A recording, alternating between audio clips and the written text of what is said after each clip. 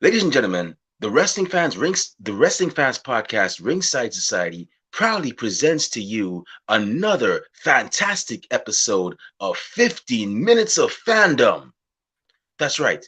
During these segments, we take the spotlight and put it on one wrestling fan that we feel stands out from the rest. With that being said, I am your host, that ocean crossing, straight up Boston, flight catching, shot glass snatching, always positive, life is great, repping 592, living in the 718, no cap, straight facts, the worldwide starboy, Remy Blue.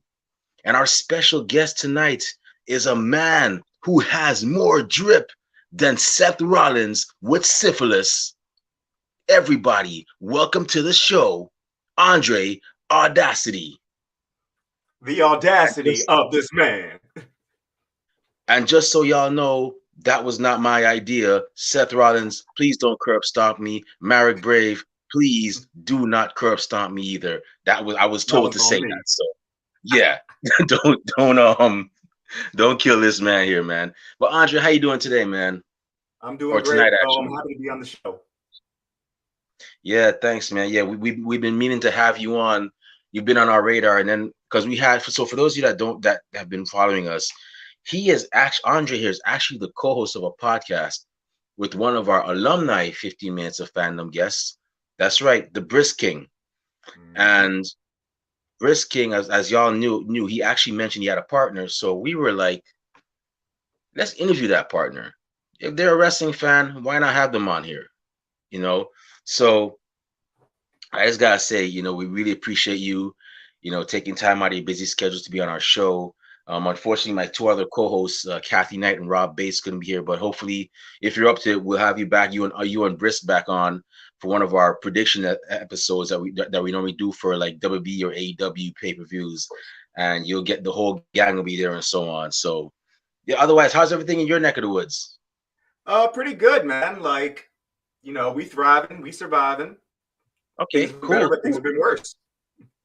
cool. Yeah, and you're in I think you're in the DMV area, correct? That is correct, sir. Awesome, awesome. Yeah, I used to live in Hyattsville for a bit of a spell, Ah, and for some reason I guess my city boy instincts kicked in because I was like, Mom, I don't want to go back because we would go to New York every once in a while. I'd be like, Mom, I don't want to go back to Maryland. I can't stand it here. When she moved to New York, I was so happy. I was like, Yes, you're in New York. Awesome. I love it here. right. No more Maryland. You know. Maryland really sucks, dude. Like, I hate it here. I really do. Well, to me, I'm the kind of guy. I'm a city boy at heart. So if you give me like Baltimore or Hmm. whatever city is there, or Washington DC. D.C., I'm good. I'm a city boy. I'm because I like to be with the actions. I like to always have something to do, and that's why I love New York.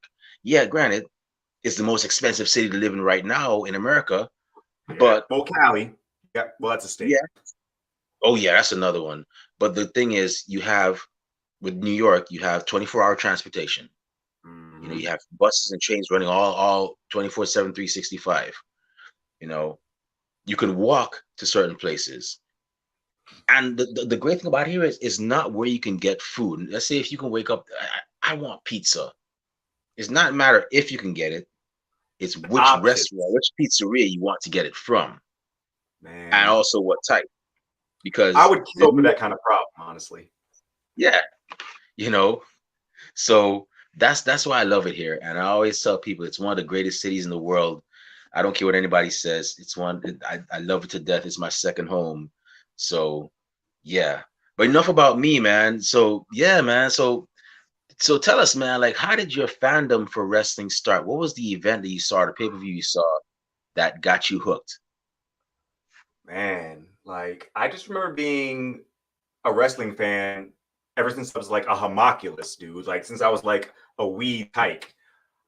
I recall like my earliest memories, I think I was like maybe 5, and I was brought to a wrestling event. I believe it was Raw. My cousins wanted me to bring me. And I just remember my one cousin making a sign that said something about Kane, because this is like back before y'all had corporate Kane, Kane without the mask. This was like OG crap your pants, he's scary Kane. And even Okay. before that, I just remember like watching wrestling on TV. And this is back again when I was a young kid and didn't realize that I was predetermined. But there was still something about it that drew me to it. It was the characters. It was just like some of the in-rings. Well, at the time I didn't know it, but like in-ring storytelling, movement, the like the fight choreo, all of that. And my love for wrestling continued up until high school because then I thought, man, wrestling ain't cool, bruh. It's just dudes in tights and this, that, and the third. So I took a hiatus from it. But within the last like 6 years, I have started watching wrestling again and just like falling back in love with it because I do theater. I do like, stage stuff. And especially recently, again, within the last like decade, and even before that, we are getting some really like deep storytelling with our wrestling, and not even just like in the form of what they say, but again, the in-ring storytelling, what is being told through the moves, and it's like now that I am a performer myself, I can appreciate it, especially the fight choreo. Because with fight choreography, as any actor, stage, or film will tell you, fight choreography is important because if one thing goes wrong, it's a wrap. Like it's a literal wrap. Somebody could get severely hurt. And of course, with wrestling, there's always that chance of somebody getting injured, which is why I have a lot of respect for these performers. But yeah, like that's sorry, I just went kind of on a tangent just then, but those were my humble beginnings with wrestling. Oh no, by the way, Rambo away. Hey, this is your spotlight, man. Trust me. I could let me tell you something. We have had interviews that have gone on for like 4 hours, 3 hours. So yeah, the longest one was with I forgot his name. Oh, he's gonna probably kill me for the. Oh, never mind. Nigel Rabbit. He was a manager down in Dallas, Texas, and the second longest one we had was with Soraya Knight, who's Paige's mom. And so yeah, trust me, we've if we could sit through those two, yeah, we're pretty much good. But Well, those are people with clout. I'm just some nobody out in like Southern Maryland. man, you somebody, Andre Audacity, man, you some. I mean, the fact that you even have that name, I mean, honestly, I keep telling you, I honestly, from what I see, you and Brisk King, y'all got the look to actually be more involved in professional wrestling. I told Brisk already, I'm like, dude, the fact that you have, and I'm not just saying this, the fact that you have the gold hair and the crown, that I was like, that guy looks like he should be in wrestling. And I remember I met Oh, him. I don't know if I told you, I met him at a Jobber Talk podcast. I don't know if you've heard of Jobber Tears. They're one of the best podcasts any wrestling fan should listen to, and they give back a lot to the community and so on. And I have a high respect for any podcast that does that. I always tell people there's respect and then there's utmost respect. They're right. one of the few that has my utmost respect because of how much they've given back. But they had a panel that was speaking on, the booking, how the members of the Black, Latino, and LGBT community are booked. And it was like it was a great panel. It actually inspired me to go to the next show that they were talking about. I would And have loved to be Brisking part of was the there. conversation. And Brisking and I were like one of the two that got to ask a question. And I saw him again. And I was like, bro, I gotta have you on my show, man. You're a cool guy, man. You got the look and everything. And I see it with you, man. So I mean, y'all might be onto something, man. I mean, I'm just saying, you know. Honestly, I wanted to be a wrestler as a kid, but I'm like 29 now. It's a little bit late for me to start wrestling training, but I would have What? loved that shit. Man, don't, bruh. I know a girl. Okay, I know a young lady I used to talk to on Facebook, and she and I, you know, we would just it wasn't anything intimate. Although I think she's a very beautiful girl, but Respect. she and I used to talk about wrestling and so on, and eventually she told me that she was thinking about training. I joined the Navy. This was now 2014. I joined the Navy, go to boot camp, everything. I come back out. I find that she's now training to be a wrestler. And next thing you know, she makes her debut. That young lady, was 28 when she started training, and now she is signed to Impact Wrestling. Well, That young shit. lady, that young lady is Savannah Evans. Yeah, Really? no clout chasing. I knew Savannah Evans before she got in the game. Savannah, please don't kill me if you ever see this. You know, I got Yo, it's I got nothing so but respect for you. Please don't kill me, sister. But yeah, 28, 1 year older. I mean, 1 year younger, but she made it happen. So if she could do it, if your body could do it, you could do it as well. And if you can't be a wrestler, I always say, a believe it manager. or not, there are more than one. There's more than one factor or one cog, or there's more than one spoke that makes the wheel of wrestling, as I call it, run. Right. If you can't be a wrestler, fine, okay. If your body can't do it, fine. You could be a referee. You could be a manager. You could be a ring You can be an announcer. announcer. Mm. Yeah, exactly. I You say, know, move over, Michael Cole. yeah. There's gear makers, there's entrance theme engineers. You know, without the entrance theme engineers, you just have some generic music. It wouldn't Actually, bring out a character. this was actually a topic I would talk to, with Brisk about on our own podcast, because I was having a conversation with another friend of mine who's not that into wrestling. He kind of hates Mm, it, but he's also into theater. And he right. said, like, dude, like the wrestling is just the side dish. Like everything else around it, that's the main course, like the gimmick and all. I'm like, I mean, from the outside looking in, you're not wrong, but they all work in tandem. It's like you have the entrance. I feel like that's like, the gravy on top of the mashed potatoes, which is the presence of the wrestler themselves. And then you got the meat, which is the in-ring performance and the storytelling.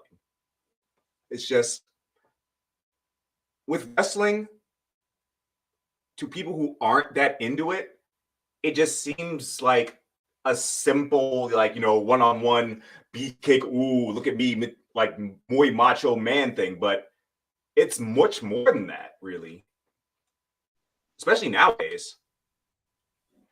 Yeah, it's yeah. There's more. I remember I had a guy, Squirty LaFlow. He actually contacted us, and he was like, "I'd like to be on your show. I do entrance. I do music for," and he named a couple of wrestlers. So me now, I'm like, okay, let me check it out because I don't want somebody that's because I have like there's 50 minutes of fandom, and then there's the main guest slot, which is for like ring Right. announcers, wrestlers, etc. I don't want to misplace anybody. So I was like, let me find out if what this guy is saying is true. I mean, granted, I saw his page, he did really good music. Then when I asked a couple of wrestlers that he did music for, like, yeah, he's good, he's legit, definitely interview him. And I had him on here, and that was our first ever entrance theme engineer that we had. And Still.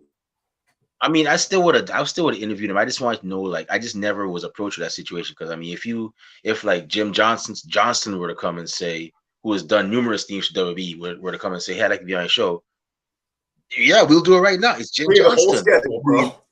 yeah, Or or like CFO. that, that's another name that popped up, CFO. I'd be like, shoot, yeah, right now, let's go, brother. I mean, I'm ready when you are, man. Shoots, If I I'm can not ask gonna you tell this, them no. who had the You're most saying memorable theme? what was the most memorable for Jim Johnson or CFO? Just in general, for a wrestler, who had like the most memorable theme? Oh man, there's just so many, man. There's just too many to mention. I mean, of You want course, to there's narrow it Hulk down, like Hogan. WWE, like specifically? I don't. I mean, Doesn't help there's much. there's there's just so many to name, man. Like all of them could be memorable. I mean, when you hear the glass breaking, it's Stone Cold. You already When know you what it hear is. the rocks, if you smell, Mm-hmm. you know, that's a big pop. Well, before the whole Hulk Hogan issue that they had, um, it was Real dun, American. dun, dun, dun, dun, dun, dun, dun. When you heard that, it was like, yo, he's coming. Real life For Goku's me, coming, guys. when I hear a certain beat that goes, That's my favorite tag team. The first favorite tag team, the Rockers coming down. I love that. Always pop for that. You For know, me, like, if I want to narrow it down to recent times, Cody Rhodes' music, it just sounds like butt rock by itself, but within the context of the character, especially with him coming back to WWE. If you watch WrestleMania, it's almost as if they timed everything perfectly. Like, crowd is here, about to blow. That's when he started like ascending up out of the stage, and the crowd was really like, that's when they like went wild. And even more than him, I will forever say that the WWE did Bray Wyatt dirty, because you had the most creative, the most like interesting wrestler in both incarnations since The Undertaker. You even had a chance to pass the torch onto him, and you didn't pull the trigger until it was way too late. And even then, they ballsed it up. But even then, with The Fiend, because his theme is performed by one of my favorite bands of all time, The Fiend, Code Orange, and it just sounds awesome. But even more than that, The Fiend was just kind of like this amazing concept of a character that you could have done a lot with. He didn't even have to like go after a belt. He could have just like worked his way through the roster. But go ahead. I'm sorry, I didn't mean to cut you. That upsets me. The Fiend thing upsets me. You know what else upsets me? The demon. I am upset that, and I understand he's gonna lose, but the way they made him lose to Roman Reigns, the turnbuckle just broke. I'm like, the rope. Are you serious? You have an Undertaker level character in the demon, and the rope broke. Just let Roman Reigns beat the guy fair. I would say just let him beat him fair and square. I'm sorry, go ahead. I was gonna say, this is not like the first time they fucked up the demon that I can recall. Like I'm pretty sure there was one other time. Well, where he lost in a stupid manner. There was Samoa Joe. Samoa Joe's the only one, to my knowledge, who beat him. That was a fair win. Okay, fine. That's cool. I love Samoa Joe. And Samoa Joe, the man is no joke. He's one of the most highly respected in the ring. And the fact that he can use the muscle buster in AEW was awesome. Yeah. But like now it's like you have him lose, the rope broke, and that's how he loses. It's the demon. You don't do that with the demon. Right. It's like, I broke it. Yeah, and now it's to the point where I'm like, I don't even want to see the demon back anymore, because it's just not the same. Like they just they're gonna have him job out to Veer Mahan anyway. Unless he becomes a demon. If WWE does that again, I've lost. But you know what I think it is? I've always had a theory that Vince McMahon has an ego in certain cases. And if you notice, if he does not create something, he pretty much dumbs it down. And I've seen he did it with the American Dream. Because when I started watching wrestling, which is, I'm gonna date myself, it was 1990. Right. And I was like, I saw this man coming out dancing all jolly and polka dots. I'm like, okay, that's the American. All right, good. But then when I saw WCW, I'm like, wait a minute. This man is not dancing to the ring. This man is whooping butt. He's an actual contender. And I was like, when I looked at old videos of the NWA days with him versus Ric Flair and Tully Blanchard and pretty much the whole Four Horsemen battling them, I was like, they put this man in polka dot. What was Vince thinking? And then he was bitter. Yeah, and then you had the American Dragon, Bryan Danielson. Change his name to Daniel Bryan. Okay, fine. Vince is gonna do that anyways because he has to make money. But he has him like acting ridiculous. They made him like do the. I mean, granted, he was able to take whatever nonsense Vince gave him and he made it work. But I was like, this isn't the American Dragon. Like, it's not the American Dragon that I know. Right. But I think that's my thing with Vince. If he does not create it, he wants to destroy it and then make his own creation to prove that his is bigger and better. You know? Right. That could be proven with like any NXT call up almost. Like, oh my God, how do you mess up Keith Lee? How do you mess that up? How do you mess up Karrion Kross? Demolition Cross. And then isn't Karrion Kross a part of that weird control your narrative thing that Braun Strowman and them are making, which is probably not going to work? I don't know anything about that group. It's bad. It seems like it's pissing off a lot of people. It's toxic, and it sucks because I actually like Braun Strowman.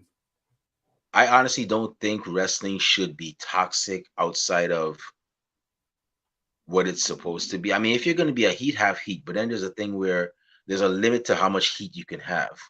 Exactly. You know, like there's go away heat, and then there's just like, regular heel heat. I think go away heat is also known as X-Pac heat, because there was a minute where X-Pac was just really hated for some reason. Oh, yeah.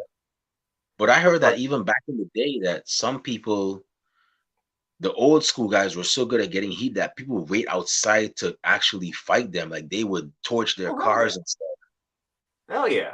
Like, I watch a lot of Dark Side of the Ring, but I remember there were being several instances of like wrestlers doing their job so well. Like there was one wrestler, I can't remember his name, but I believe he used to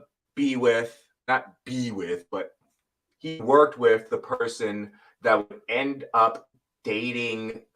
It was either Randy Savage or Chris Benoit's wife. But you talking about Kevin Sullivan? Are you talking about Kevin Sullivan? Yeah, the guy who had like the Satanist gimmick. Yeah.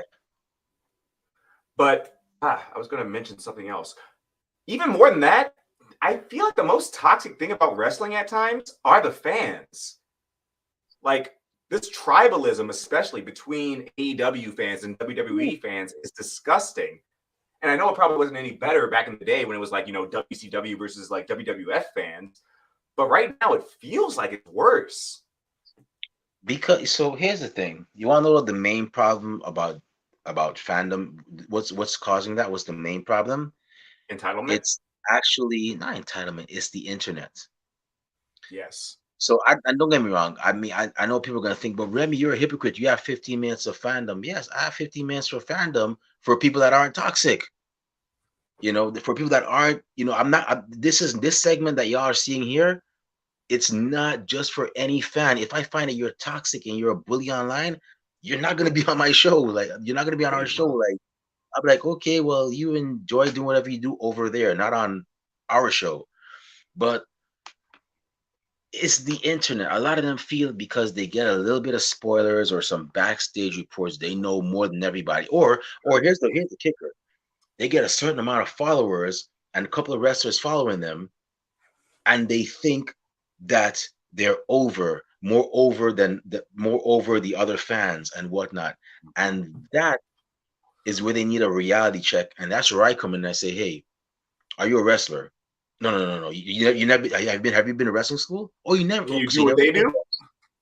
So you never took any bumps. Okay. Are you a manager? No, you're not a manager. Okay. Ring announcer, referee, promoter? No. Oh, no. Oh, no. Okay. Do you make gear? Do you design gear? Oh, you don't? Okay. And do you make music for the wrestlers? Oh, okay. So what are you? I'm a podcaster, but I'm not a part of the industry. I'm over here. Right. So I'm like, then what are you? Okay, do yourself a favor, young man or young lady. Have a seat. Have a seat over there. Have some popcorn. Have some chips. A in hot the shame dog. Corner.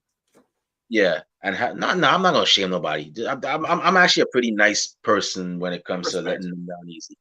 Have a hot dog. Have some Dr. Pepper or Coke, and just be easy. Okay, you're not part of it. When you go to wrestling school and do your thing, then you can actually go and say yeah. You could puff up your chest and say yeah. I'm part of it. See, Rob, my other co-host, which I wish you could have met. Rob came to us and asked us, "Hey, do you guys need help with the podcast?" I'm like, "We don't have any slots right now, but you could just, retweet whatever we put on Twitter." And then eventually we were able to get him a slot as a co-host. He started going to his local promotion, and they actually used to say, "Hey, if you guys need any help putting up the ring or taking it down, I'll help." That's how he started. Next thing you know, now the promoter or the guys are asking, "Hey, if you want, you can come in the ring. We'll have you take some bumps or whatnot." Fast forward to now, he is a referee. He is a Nice. referee for one CW up in Delaware. So How about climbing that ladder?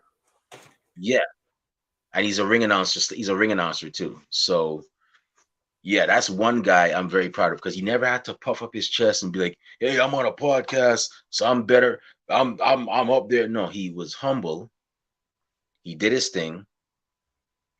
And hey, Amanda, how you doing? Great you could join us tonight.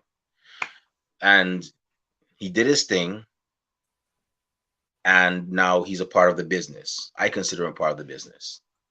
And that's what a lot of these fans don't seem to get. And I'm not trying to down, but it just irks me like the way I remember one time I almost got into it with one guy that he said something. Oh, I think it was something about Kiera Hogan congratulating Bailey or something, but not Sasha Banks. And the whole was it the crew that she calls her that her fan base. The whole crew got upset. I can't remember how I got into it, but I think it was some fans or some disrespectful. I went back and forth with one. I'm like, look, and I was really upset that it wasn't I had a lot going on that day. I was like, look, man, I'm not gonna talk to you anymore. If you really want to take it further, we can go do 3 rounds in the ring. I don't care if I win or lose. If you want, we can go in a box ring. We can make it happen. Get these You know? hands. He's like, what do you say? I'm like, no, I'm here in New York. We can go to a gym.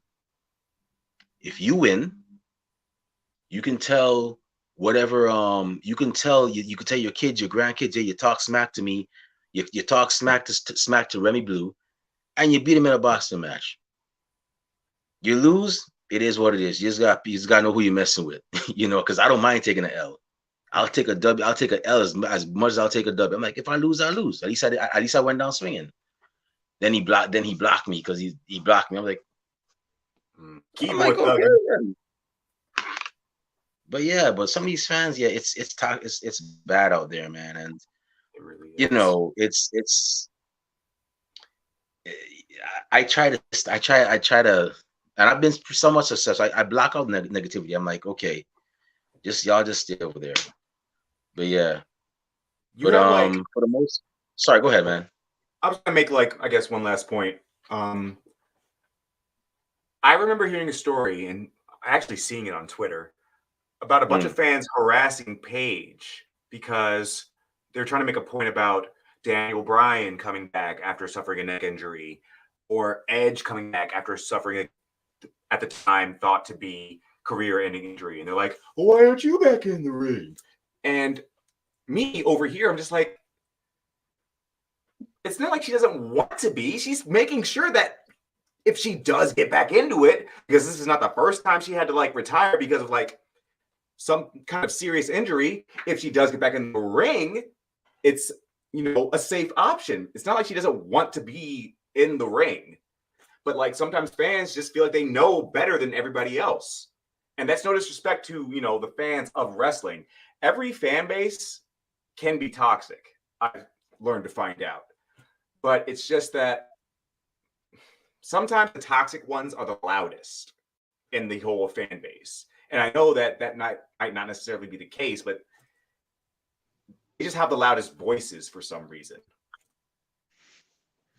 yeah, and it's all for nothing, But hey, they're gonna learn. Like I said, and it's funny because it's the ones that I don't know why they do it. I don't know if they do it to get fame or whatever, but that's not the type of fame you want. And Exactly. you know, if that's what helps them sleep at night, then it's just sad and more power to them. But me, you know, I normally don't say stuff about. I wouldn't say stuff about these wrestlers because I know if I see them in person, I'm not gonna have the same gusto I had online. And Of even when I do course. meet these wrestlers, I'm pretty short. I'm pretty short and quick to the point with them. Most of the time I'll see them like, hey, thank you for all the matches you've given us. Keep up the great work. I keep it moving. But then again, at the Appreciate same time, I run a brand. I run a podcast. So if something happens, oh, it's Remy Blue did this and that, and he's from Ringside Society. Oh, that show? You know, I'm not. Nah, it's not happening with me. But I gotta ask you, man. So let's talk about back to wrestling. Forget the fans, their positive and their toxicity. You know, growing up, man. Like, did you get to go to any wrestling shows? WB, Impact, any independent shows when you were growing up? But yeah, I went to that one show. Like I mentioned it earlier, it was like that one WWE Raw episode, and this is just about when they said, get the F out the WWE, trying to be edgy. Um, but again, yeah, this is like when I was like maybe, I know I said 5 or 6, but it might have been like 7 or 8. Either way, it was like many moons ago, and I remember when Kane walked in, like we weren't like close to the ring, but we weren't necessarily in the nosebleeds. And just seeing that wave of red like bathe over you and just seeing him walk in.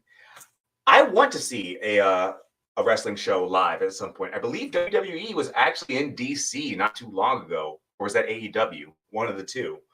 But either way, I would love to attend either the Royal Rumble. I'm not going to be able to see WrestleMania. That's too much money. They will never do that in Maryland or DC. That's not happening. But I was gonna say you never know. You might get deals on a ticket. I've been to WrestleMania before. I think it only cost me one something. Yeah, it wasn't too bad. But go ahead, man. either the Royal Rumble, that would be like really nice to attend because the Royal Rumble is that one of the great times of the year where anything can happen. Like I feel like that's the one time like most wrestling fans, whether they watch AEW, WWE, NJPW, um, they will tune in just to see if like holy shit, Stone Cold returned or holy shit, The Rock returned. Like the Royal Rumble presents so many opportunities to make so many storylines. And sometimes it works out great. Like when Edge came back, like watching that, just look on his face for a moment, it's like he realized that the fans still loved him, that they remembered him. And it looked like he had to catch himself a moment from crying. Those are moments that I live for in wrestling. I live for that shit because it feels like they're getting their due from the fans. Like, even though the fans love them, but it just feels like sometimes they put their bodies on the line and their lives on the line. And some of them get forgotten. Some of them get left by the wayside, but then they make this return and they realize the fans are still there for them, there for them. Yeah, that's why you see when I started this podcast, I always said, you know, and I told many a main guest, many a wrestler this. I'm like, look, I don't care if you make it to AEW or WWE or Impact or any of the big ones, the big leagues. The fact that you go into that ring and put your body on the line, put your health on the line, put your mental health on the line. I'll even go as far as that to put on a show for us. That is enough for us here to say, hey, we want to find out what your story is. We want to interview you. We want to talk to you. I had a young lady on here the other day that was like, she was like, why would you want to interview me? I'm like, look, I don't care if you have one match or 1,000 matches. We want to hear from you. You put on a show for us. If we interviewed, and I'm not gonna call any names, like I said, this is just if we interviewed a person who was a second generation wrestler and their mom or dad were signed to a big company,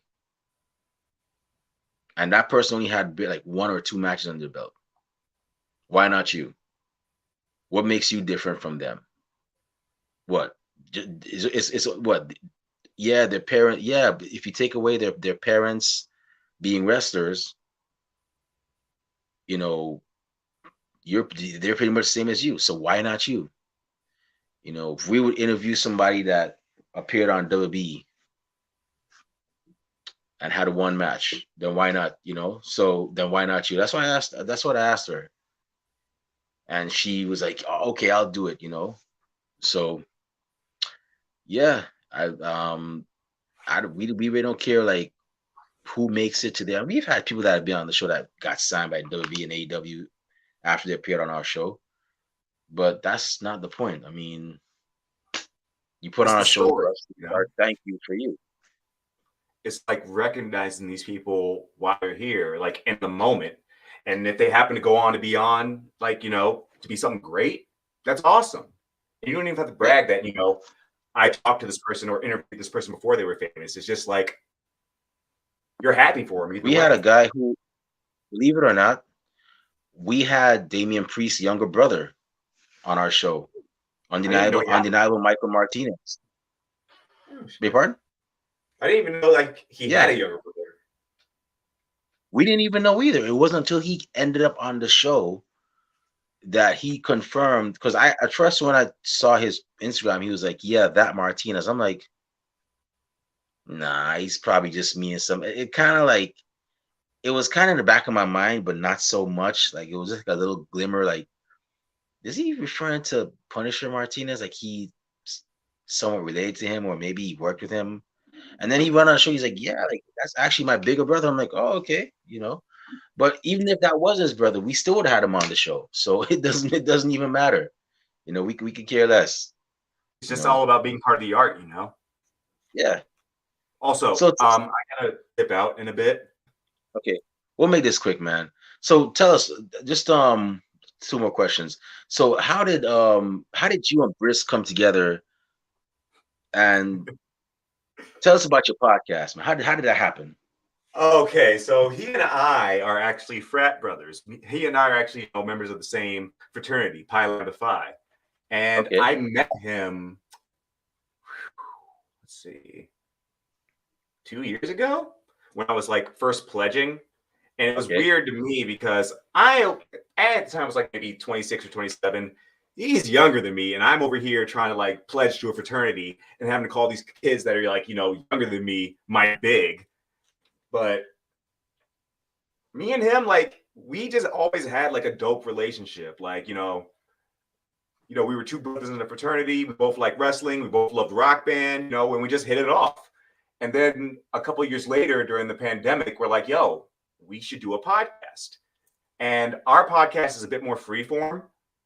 He's interviewed wrestlers and people associated with wrestling before, but when I came on as a co-host, the first episode we did together was an episode on Black cartoon characters.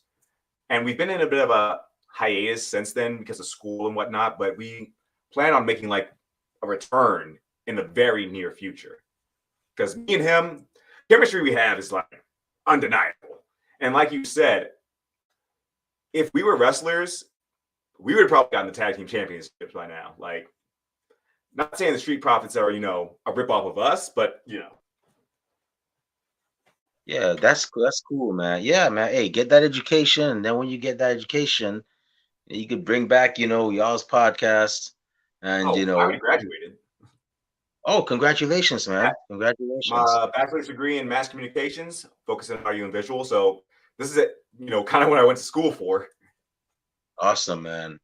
That's honestly, that's something I'm not a racist dude for those of y'all watching, but I like to see a fellow brother, you Mhm. know, actually, get that education, that higher education, and graduate and get that degree. And I wish you nothing but the best. Congratulations on that, man. I know it wasn't easy. All them papers and late night hours and early mornings but I'm Brother, glad you you don't know got the it. half of it. I'm glad What a you time. got it. And I wish you nothing but the best, man. Like congratulations on that for real. But yeah, man. So with that being said, so in terms of, you as a fan, this is my last question. But So because I know, like I said, I ain't gonna hold you up. I know you got things to do. I got some things to do myself. Um, so in I will terms, in say I terms, would love to be on the show again. Like, if you guys ever want to have me back on, let me know. oh, we're gonna have you and Brisk back on for one of our predictions episode, and we're probably gonna start doing topics because we haven't been doing topics in a while, and that's part of what makes us us. So eventually we're gonna start that, but we'll definitely have y'all back on real soon. But with that, but so for so the last question I got in terms of y'all's podcast, y'all two educated brothers, you're doing a damn thing. where do y'all see yourselves going in the future in terms of that and wrestling? Do y'all see yourself getting more involved in the business as well too? Um, do you see yourself taking your podcast to like an upper level?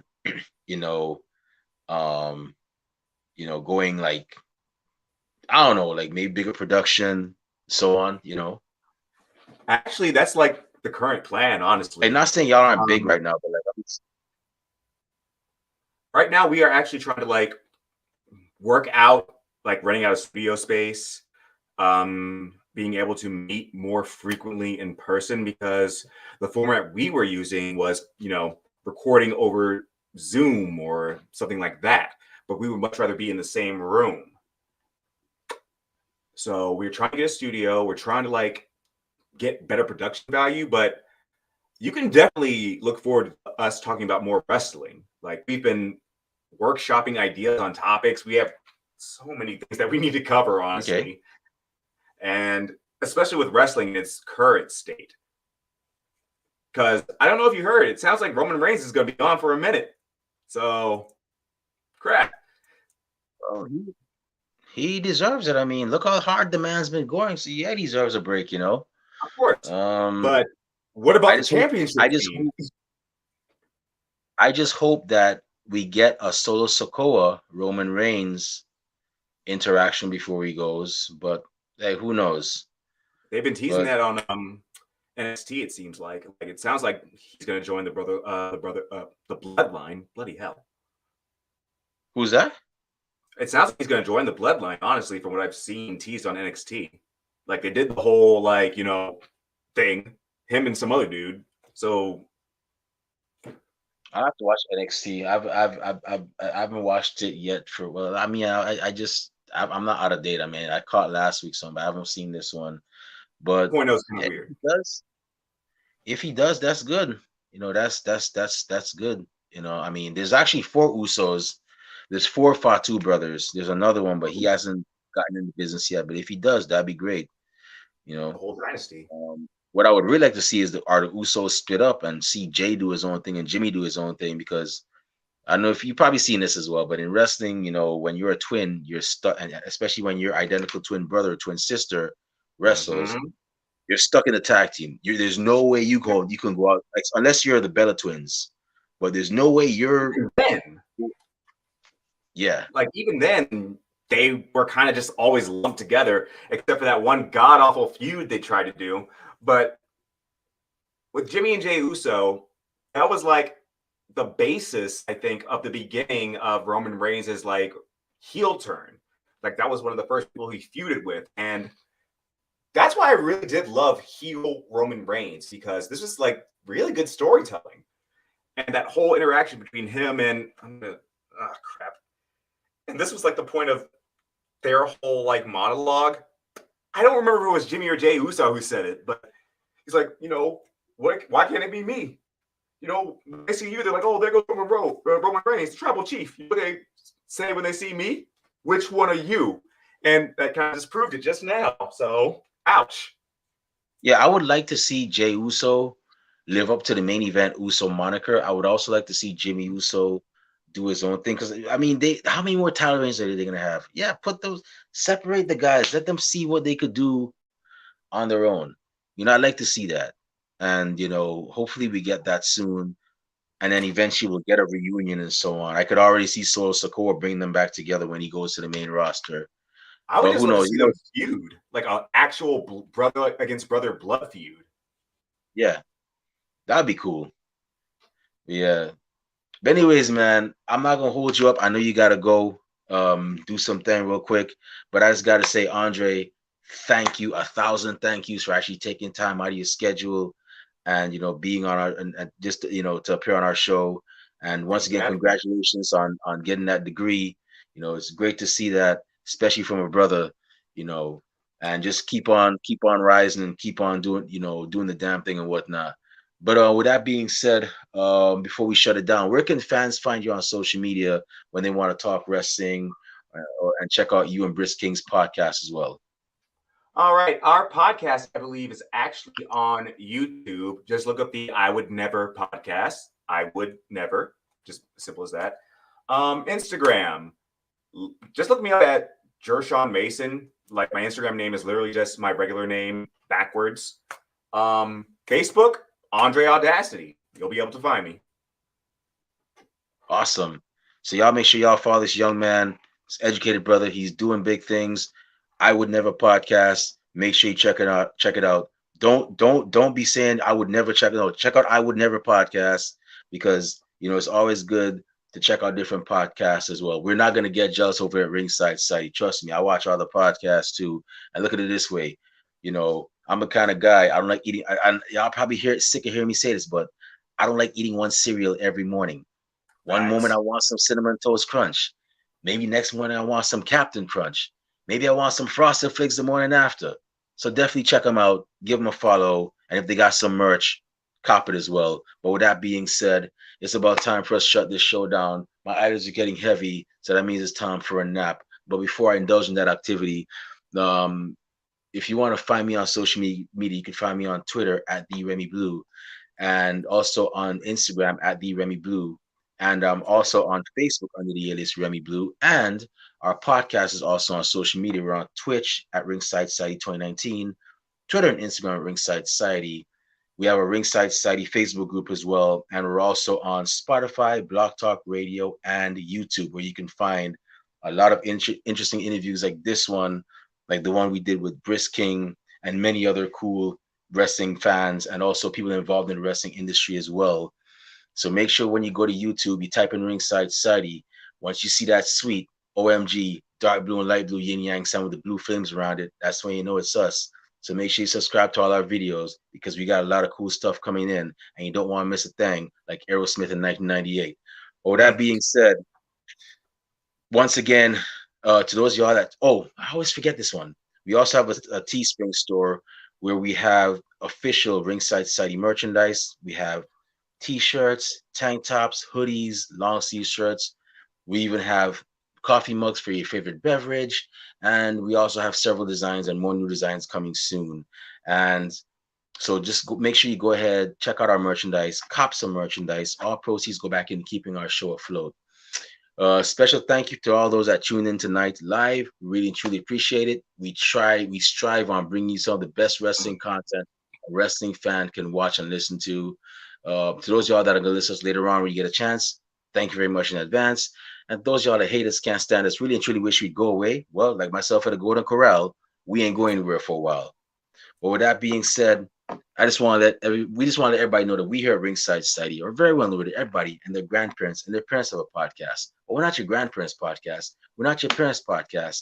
As a matter of fact, we're not just any podcast. So with that being said, one time for the mind, one time for the people, one time for the wrestling culture, and one time for one half of We Would Never podcast, the man with more drip than Seth Rollins with syphilis, the audacity of this man, Andre Audacity, we're the Wrestling Fans Podcast, Ringside Society. And with that being said, we will be back next week with more impressive episodes and more impressive guests. But until then, we just want y'all to do 4 favors for us. That's right, just 4. Stay safe, stay healthy, be excellent to each other, and party on, dudes. We out. Peace. Good night, everybody.